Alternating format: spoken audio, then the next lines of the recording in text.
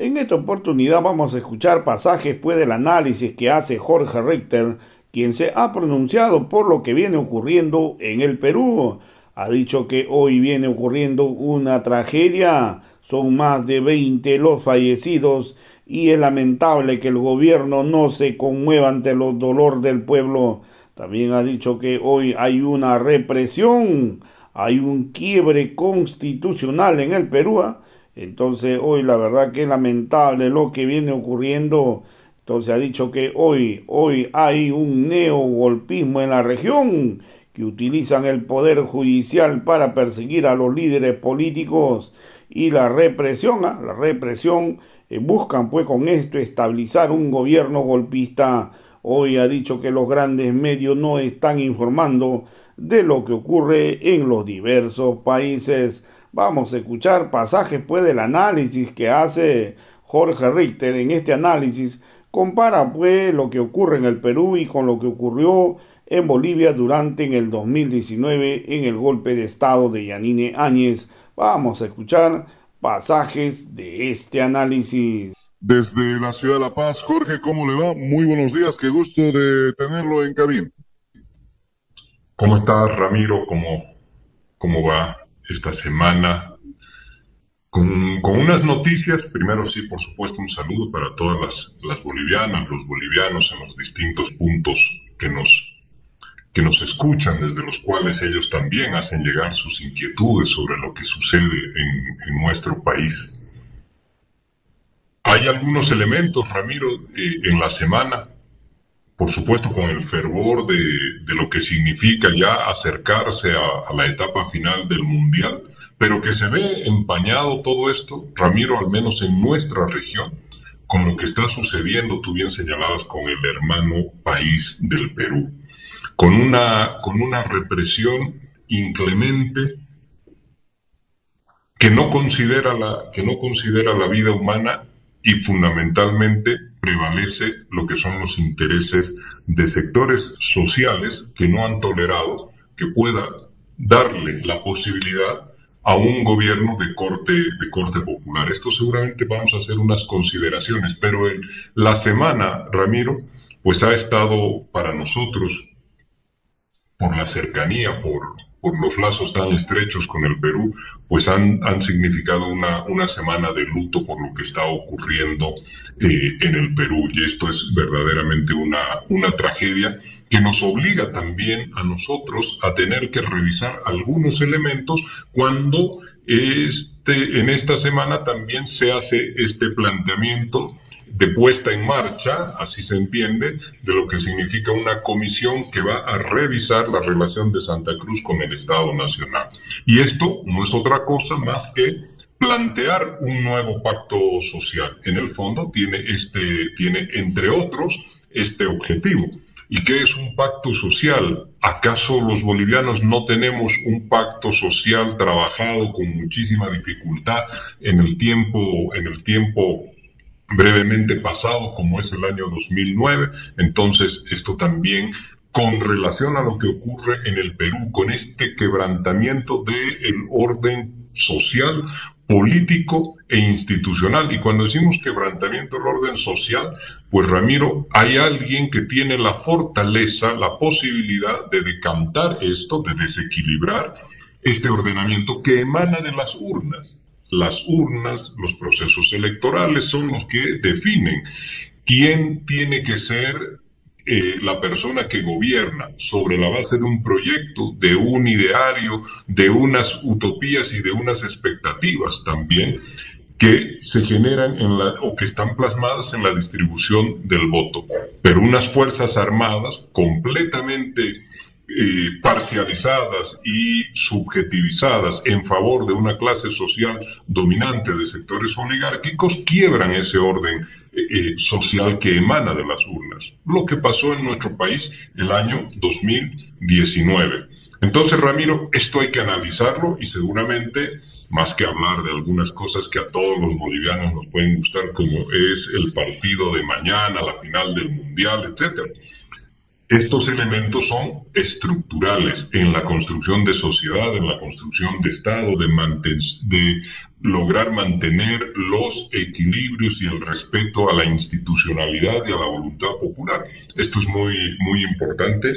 Y con estas noticias de más de 20 muertos, como tú bien has dicho, acribillados por la bala represiva de un gobierno que no se conduele en lo que significa priorizar el diálogo antes que la represión. Con este escenario, Ramiro, muy complejo, pero también angustioso, pues hemos culminado o estamos culminando esta semana. Así es. Lo que acontece en el Perú y en las llamadas telefónicas que recibíamos y la participación a través de redes sociales, mucha gente nos decía, nos hace recordar lo que hemos vivido en el año 2019. Y las imágenes que vamos a ver en primera instancia, Jorge, vamos a ver esta primera imagen que sale en las publicaciones de redes sociales y corresponde al día jueves, es de día. Hay entre ellos también féretros de cajones de color blanco, y eso significa que son jóvenes, son niños prácticamente los que han sido asesinados, han muerto.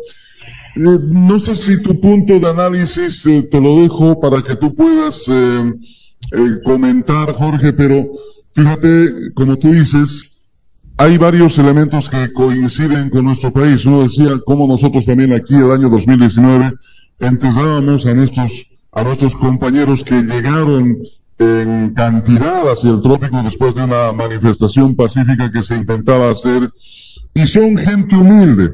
Si vemos en las imágenes, son gente humilde, gente de pollera, campesina, la que tiene que ofrendar nuevamente su vida en defensa de la democracia, en defensa del voto. No vemos y no queremos tampoco, desde luego, pero no vemos ahí gente pudiente, gente rica que ha muerto, que ha fallecido.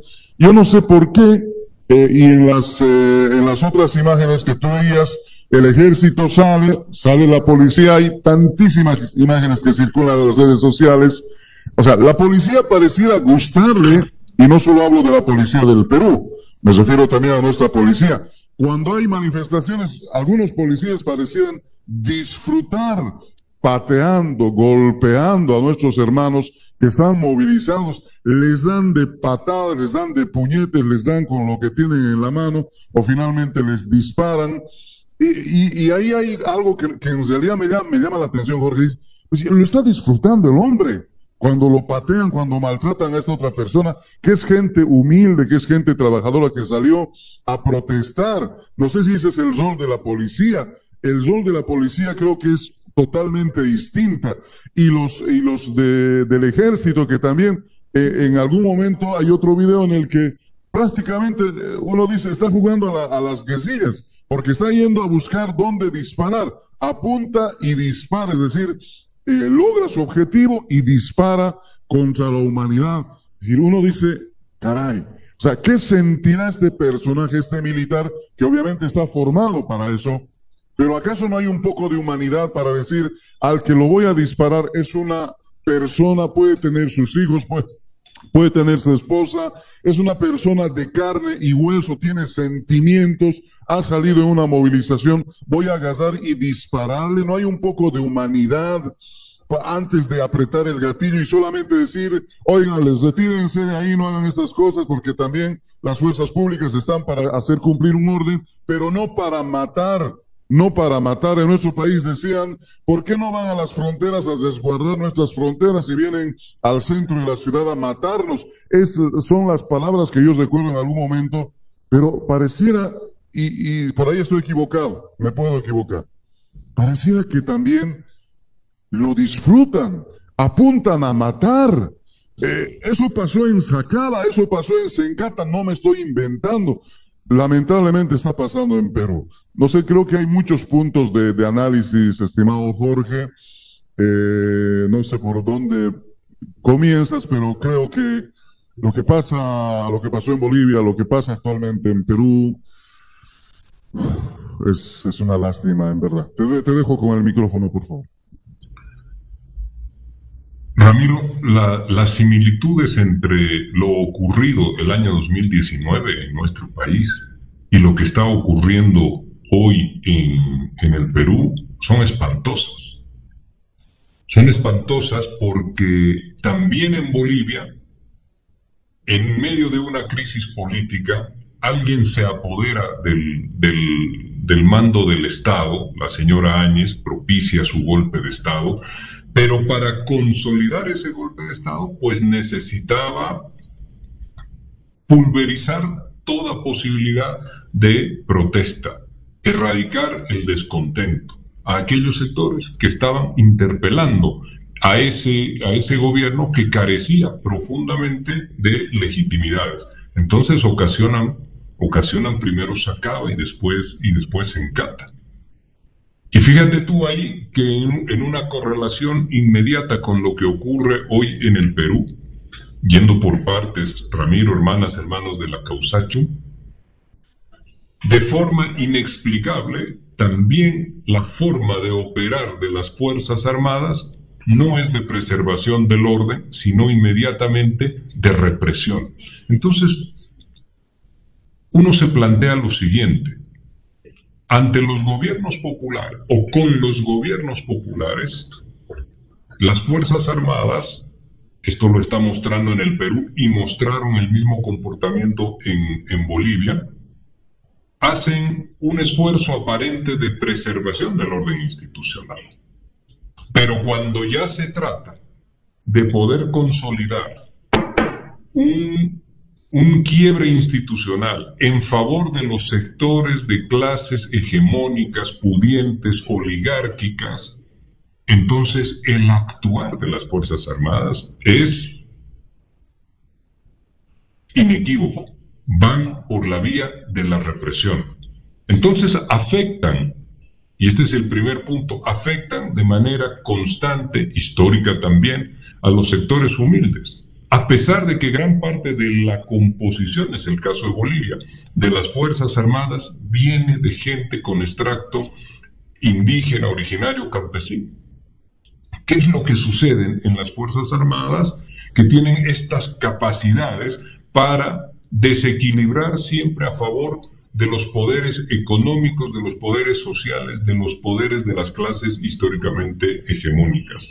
En el Perú ahora, la violencia, pero fundamentalmente la rapidez con la cual las Fuerzas Armadas se colocan al servicio del nuevo gobierno, la señora Boluarte, es verdaderamente asombrosa, como asombrosa era también la forma en la cual se adscribieron al gobierno de Áñez en el país. Es muy complejo, Ramiro, y los bolivianos, las bolivianas tienen que saber, es muy complejo el lograr que las Fuerzas Armadas puedan intervenir en un conflicto social y puedan colaborar o coadyuvar con fuerzas policiales.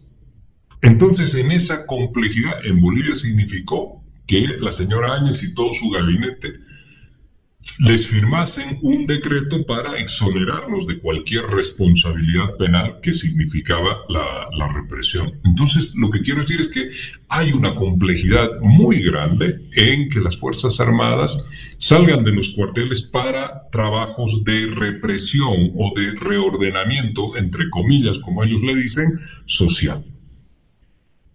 Y esto, sin embargo, solamente lo logran, Ramiro, los sectores de clases hegemónicas, los sectores oligárquicos.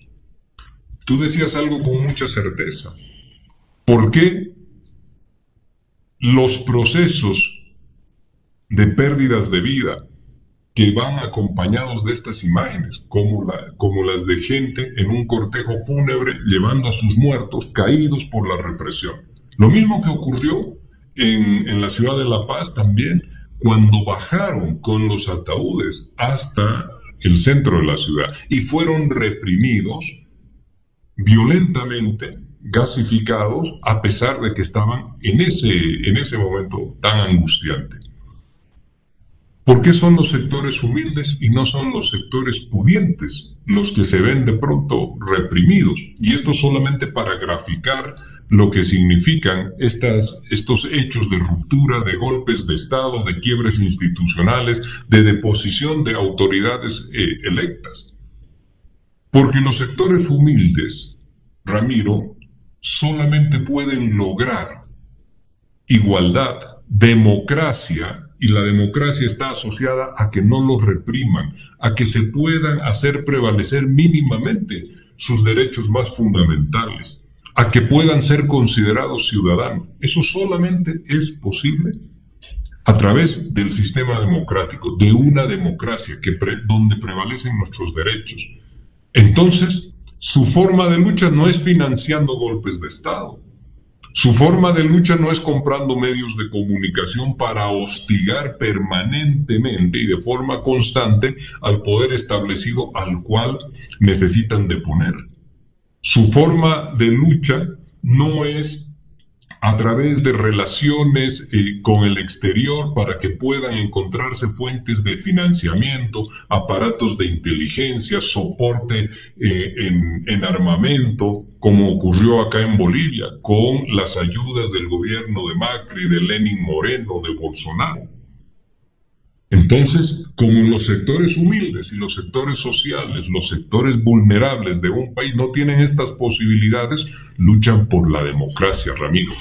Si tú te fijas, siempre la demanda es proceso electoral, elecciones. Esta es la demanda, con el riesgo de que puedas perder esas elecciones. Con el riesgo también de que esos procesos electorales puedan ser manipulados.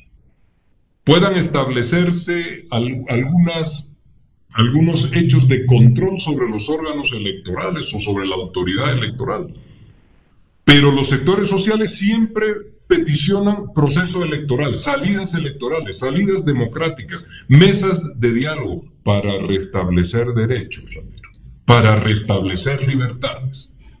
Entonces, en esa batalla, pues son quienes ponen o dejan el pecho expuesto ante las fuerzas que reprimen. ¿Y quiénes tienen poder para contratar, para financiar, para facilitar la represión? Desde los ejércitos, desde los órganos de represión de un Estado, pues son los sectores poderosamente económicos, los sectores socialmente privilegiados, y esto es lo que genera desequilibrios en la sociedad, en su organización societal. Esto es lo que este es el fondo de una constitución política del Estado y también de un pacto social. Y permíteme, Ramiro, hermanos de la Causacho, ¿qué es una constitución política del Estado? Hay un autor que es Ferdinand Lassalle y se preguntaba él esto: ¿qué es una constitución política del Estado? Y fundamentalmente, Ramiro, hermanos de la Causacho, fundamentalmente es la búsqueda de equilibrios de los poderes que existen en un Estado y en una sociedad. Tiene la obligación una constitución política del Estado de establecer un equilibrio de poderes como elemento fundamental, Ramiro. Y cuando tú tienes a una clase sojuzgada porque no hay aceptación para que puedan gobernar, porque no hay lógicas ni políticas de inclusión, sino que marginan de forma contraria más bien. Entonces, allí es la constitución política la que tiene que garantizar aquello. Y la constitución política del Estado también establece siempre cuál es la línea de mando que debe existir respecto de esos poderes reales, factores desequilibrantes como son Fuerzas Armadas y Policía Nacional, para que no puedan ser utilizadas en una lógica de represión hacia los sectores sociales. Por eso tienen un mando civil. Se sujetan a la autoridad electa que es el Poder Ejecutivo. Pero esto se quiebra de forma constante. Y cuando se quiebra, Ramiro, nunca es para apoyar procesos populares. Cuando se quiebra, no es tampoco para fortalecer las inclusiones, sino para respaldar gobiernos que no tienen legitimidad ni base social que los haya conducido al manejo del gobierno. Y esto es lo que ocurrió en Bolivia. El año 2019, aquel domingo 10 de noviembre en horas de la tarde, cuando el señor Calimán sale y sugiere de que el presidente tiene que renunciar, se rompe el equilibrio del orden social primero, del orden político después, que está dado y señalado por un proceso electoral. Entonces, este elemento de furia represiva para romper estos equilibrios está siempre del lado de los sectores pudientes y de los sectores hegemónicos de una sociedad, en lo político, en lo social y en lo económico, porque los sectores humildes piden, batallan y claman por sus libertades movilizándose, Ramiro. Y la movilización no va con fuerzas armadas, con fuerzas militares, con fuerzas de represión, porque no tienen los recursos, están clamando por derechos únicamente. Por eso las grandes represiones siempre tienen estas características. Por eso las salidas son las salidas de retorno hacia la democracia, de restitución a la democracia, son una lucha entre la represión y las fuerzas movilizadas con un ejercicio de poder sobre los territorios como única arma de poder. La movilización, la toma territorial para expresar la disconformidad y restaurar los derechos frente a la capacidad armada. ¿Cómo puede decantar lo del Perú? Sí, únicamente si los sectores que han tomado hoy el poder y quieren mantener el poder, fíjate tú esto, Ramiro, la señora Boluarte dijo elecciones el 24, primero voy a cumplir el mandato hasta el 26, después elecciones el 24, después ofrece elecciones en diciembre del 23, entonces recordemos nosotros lo sucedido en 2019, soy un gobierno de transición, decía la señora Áñez, solo voy a convocar elecciones y después con la excusa de la pandemia, de marzo a mayo, a julio, a agosto, a septiembre, hasta octubre 18. Cuando ya una movilización la obliga a que tenga ella que convocar elecciones. A que tenga que garantizar el proceso electoral. Entonces, este afán de permanecer en el poder sin legitimidad y sin mandato electoral, pues es algo que viene respaldado por Fuerzas Armadas porque, acá esto es importante, porque restauran, Ramiro, los privilegios, restauran los derechos de clase, restauran el dominio del Estado con favoritismo económico. Y por supuesto, para que esto exista, lo que tienes que tener es una población y unos sectores populares acallados. Las Fuerzas Armadas respaldan a estos gobiernos y fíjate tú que no priorizan el diálogo. No priorizan las salidas democráticas. Uno puede señalar y uno puede decir que aquella transmisión de parte del expresidente o el presidente Castillo fue un error político. Pero la salida siempre tiene que ser negociada. La salida no puede ser represiva. Y lo que está viviendo hoy el Perú es una lógica de represión para estabilizar un gobierno. Sacaba y Sencata fue una lógica de represión para estabilizar un gobierno, en ambos casos que carecen de legitimidad. Este es un modus operandi de lo que es el neogolpismo hoy en día. El neogolpismo tiene distintas características, utiliza fuerzas armadas, pero también la dictadura judicial en otros espacios, como fue en el Brasil con Dilma Rousseff, como fue en el Paraguay con el expresidente Lugo. Y el lawfare lo que hace es inhabilitar, dar muerte civil a políticos de los sectores sociales y populares. Está ocurriendo ahora con Cristina Kirchner en la Argentina. El neogolpismo ha evolucionado, Ramiro, pero la represión siempre es el elemento rápido para estabilizar gobiernos carentes de legitimidad, gobiernos que quieren perpetuarse en el poder para poder modificar el orden social. Y ahí la vida humana no cuenta, Ramiro. Concluyo con esto. ¿Cuántos editoriales? ¿Cuántos documentales? ¿Cuántas presentaciones noticiosas o reportajes conoces, Ramiro, en los medios de la corporación mediática que hagan referencia a Sencata, Sacaba, que pidan justicia para estos hechos y que no quieran distorsionar la represión como una cuestión única de los violentos? Y un dato adicional. El informe del GIEI dejó claramente establecido, está en el informe y es de acceso para todos los bolivianos y bolivianas, que nunca hubo en Sencata una intención de volar la planta de Sencata, nunca existió aquello. Sin embargo, una despiadada campaña informativa, comunicacional, distorsionadora y desinformadora de los hechos que sucedían en Sencata, quisieron justificar la presencia militar señalando, diciendo que iban a volar la planta de Sencata y podía existir el riesgo de 200.000 personas